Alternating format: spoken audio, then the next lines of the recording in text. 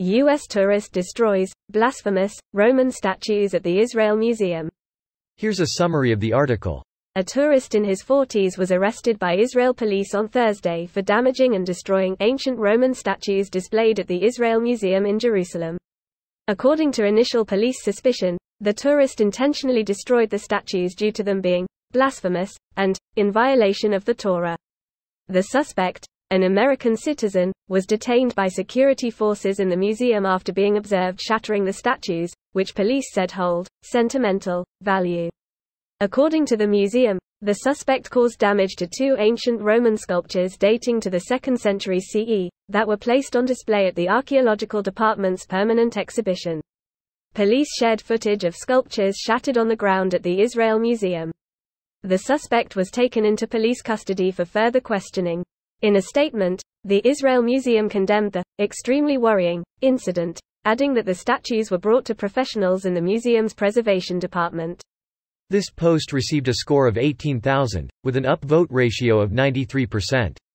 Here are the top comments in response to this article. According to the museum, the suspect caused damage to two ancient Roman sculptures dating to the 2nd century CE, that were placed on display at the archaeological department's permanent exhibition. Imagine being such a backwards-thinking troglodyte that items from that long ago offend you. These people would drag us back to even before the Dark Ages if they could. There's rehashing old fights, and then there's rehashing fights from 2000 friggin' years ago. Greater than rehashing fights from 2000 friggin' years ago, the museum is in Israel. Arguably the place that's the most famous in the world for rehashing fights from 2000 plus years ago. The main cultural disagreements described in the Old Testament are still bitterly fought about to this day. Stupid ass Ibrahim not sealing the deal. Help a non-religious understand. God revealed himself to Abraham and made a covenant promising the land of Israel to his descendants, but Sarah, Abraham's wife, wasn't getting any younger, and no children were forthcoming, so she decided to hurry things along and convinced Abraham to have a child with her Egyptian servant, slave Hagar. Abraham took Hagar as a wife, concubine, and their son Ishmael was born. Years later, God got around to things, and Abraham and Sarah had a son, Isaac. Isaac was made sole heir, and Hagar and Ishmael were cast out into the desert. Ah, okay. I didn't understand the reason for the split. Didn't know the story that well.